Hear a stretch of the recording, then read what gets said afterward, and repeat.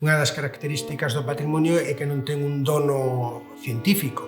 Moi diversas disciplinas podense ocupar de xeito diferente das cuestións do patrimonio. E o patrimonio, fundamentalmente, é unha construcción social da xente que o construe, que o conserva, que decide, por que non ás veces, olvidalo, destruílo, etc. etc.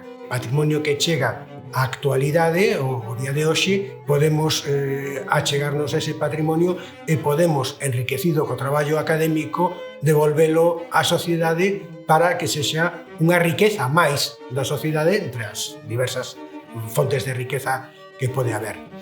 Podo sinalar como un campo de estudio específico que ten esa virtude de federar distintas achegas disciplinares o que lle chamamos a construcción do paisaxe cristiá de Galicia.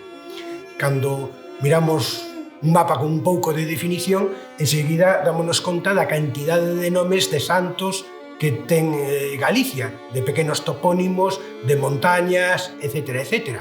Iso non é unha casualidade, deriva da hiperabundancia de topónimos que temos en Galicia en xeral, pero tamén esta característica de abundancia de topónimos cristiáns.